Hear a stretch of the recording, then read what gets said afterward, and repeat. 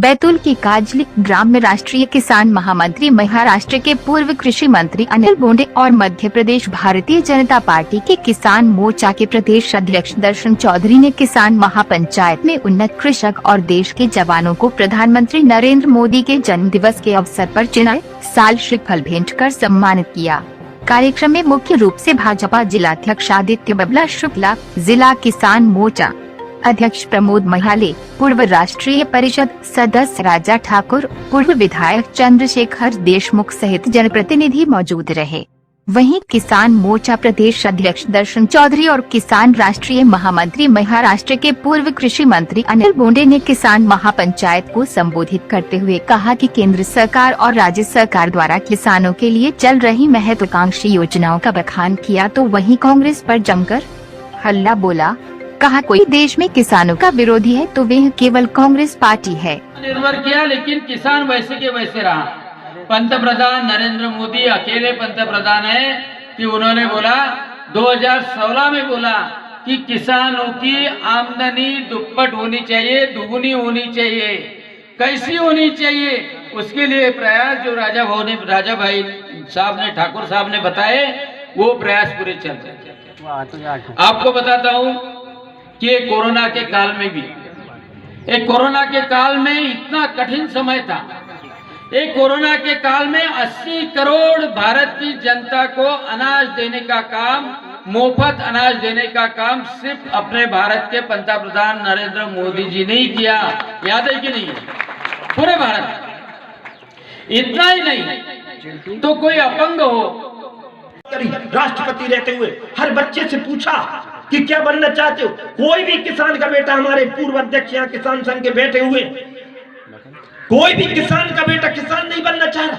कोई माताएं बहनें बैठी अपनी बेटी का विवाह किसान के घर में नहीं करना चाह रहा। ये दौर खतरनाक है। इस दौर को 60-70 सालों में कोई समझ नहीं पाया और कांग्रेस तो कभी समझ ही नहीं सकती थी।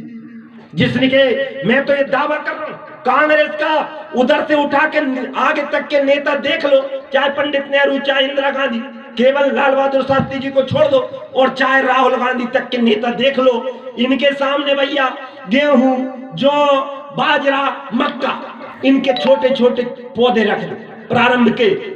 इनको यदि अलग अलग राहुल गांधी पहचान जाएगा तो मैं आज ही सारा मंच छोड़ के पूरे भारत का साम्राज्य दे दूंगा। जिसके पैर न पड़े बीमारी, वो का जाने पीर पड़ाई। और एक कांग्रेस किसानों की बात करती, जिसने किसानों के दर्द को जाना नहीं। इस किसान को खेती से दूर करने का 56% की जीडीपी की हिस्सेदारी थी 1947 में, जब मेरा देश आजाद हुआ था। 1950 में जब पहली बार संविधान लागू हुआ, मोदी जी का जन्मदिन भी उसी समय हुआ था। उस समय भी मेरा देश का किसान, कोई नृप हो हमें कहानी, और रामायण में तो और चौपाइयां आती है कि मेरे कोई भी युग मान लो, हम धर्म को मानने वाले लोग हैं, और उस धर्म की आस्था के साथ मैं निवेदन के साथ अपनी बात को पूरी करूंगा कि हम किस प्रकार के धर्म को मानने वाले लोग हैं। एक विचारधारा के युद्ध आज का नहीं है। सतयुग में भी चला, त्रेता में भी चला, द्वापर में भी चला, और कलयुग में तो चल रहा है। द्वापर में भी युद्ध हुआ था। राम रावण का युद्ध साधारण युद्ध नहीं था, एक विचारधारा का युद्ध था। एक तरफ आसुरी शक्ति थी, जो सीता माता का हरण केवल व्यक्तिगत समस्या नहीं थी, एक राजकन्या का हरण था। राजकन्या के साथ अपराध करोगे तो रावण का अंत करना ही पड़ेगा। ये संदेश भगवान राम ने दिया था।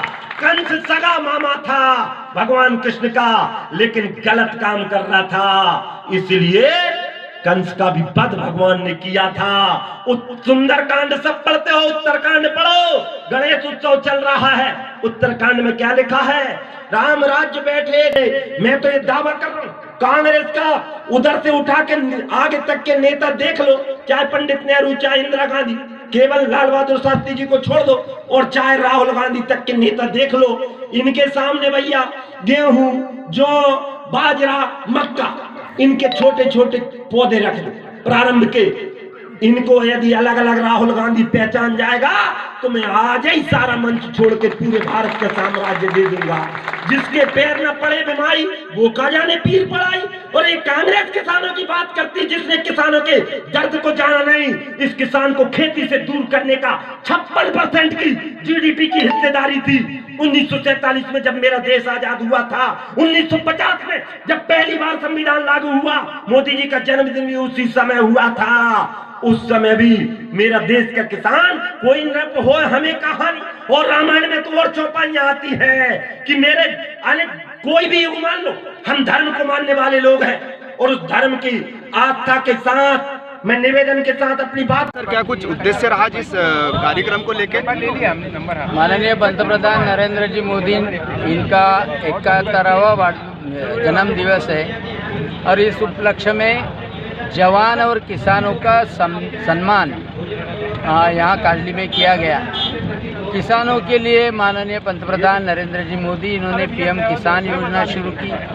किसानों की आमदनी दुगुनी हो, उसके लिए सभी प्रयास कर रहे हैं। और इस वक्त भी खरीफ और रबी में स्वामीनाथन आयोग के द्वारा उन्होंने उत्पादन खर्च से 1.5 गुना भाव सभी किसानों को दिए हैं। एमएसपी भी जारी रखी है और उससे खरीदी भी जारी रखी है।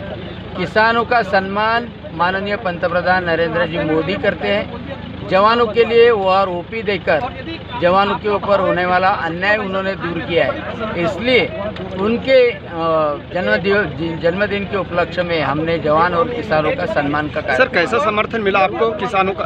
बहुत ही सुंदर समर्थन किसानों का मिला है और किसानों ने इस भावना भी व्यक्त की है कि कांग्रेस के काल में जो 15 महीने थे वह काला काल था और आज किसानों को भाग्योदय का समय आ गया है।